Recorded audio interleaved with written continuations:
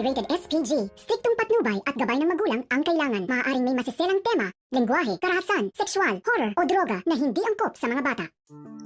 Matapos ang mga salita na ipinayo ni Marge kay Greg, ay dito nga napagtanto ngayon ni Greg na marahil ito na ang pagkakataon niya para bumawi sa kanyang anak na si Edward.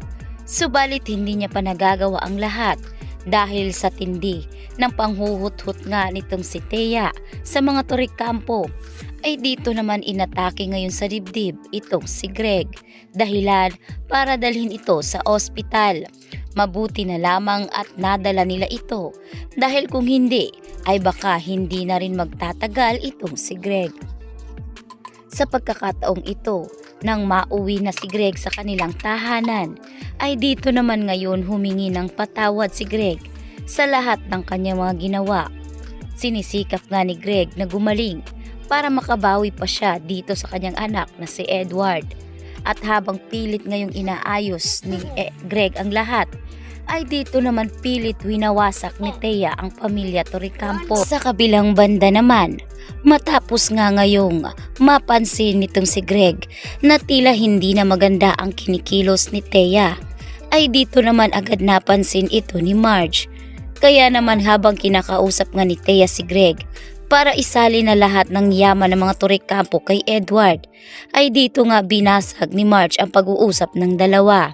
Sinabi ni Marge na imbis pagalingin itong si Greg, ay bakit tila pera pa rin ang iniisip nito.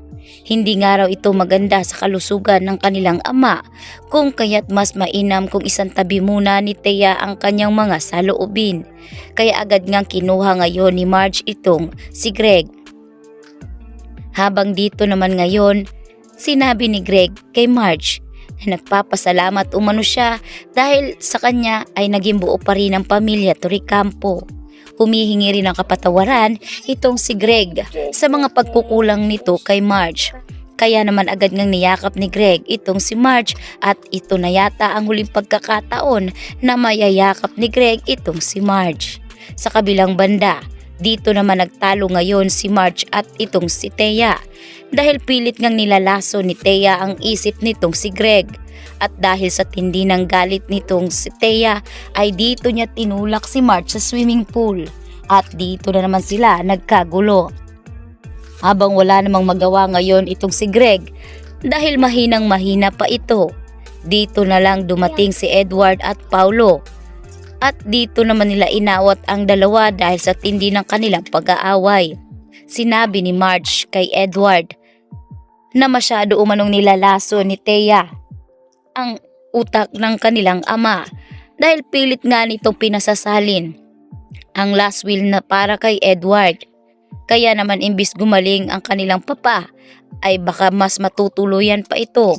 At dahil nalaman ni Edward ang ginawa ni Thea, ay para bang dito na siya nakapagdesisyon dahil hindi niya nagugustuhan na ang ginagawa ng kanyang asawa, kung kaya sinabi niya kay Thea na kailangan na nilang tapusin ang kanilang relasyon.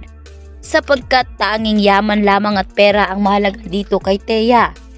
At ayaw umanong dumating ni Edward sa punto na baka mawalan ng buhay ang kanyang ama dahil sa ginagawa nga nitong si Thea.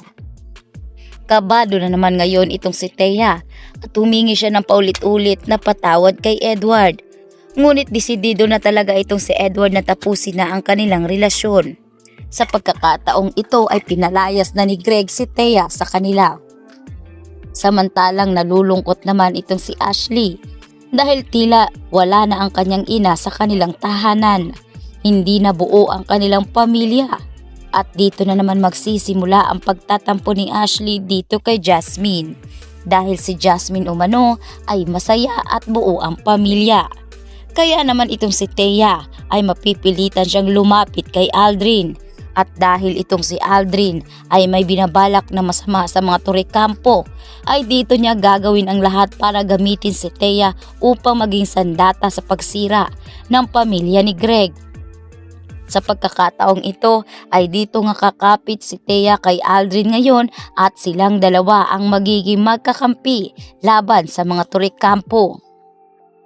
Kaya naman sa pagkakataong ito ay mas mapapadali na lamang para kay Aldrin na sirain na ang pamilya nitong si Regina.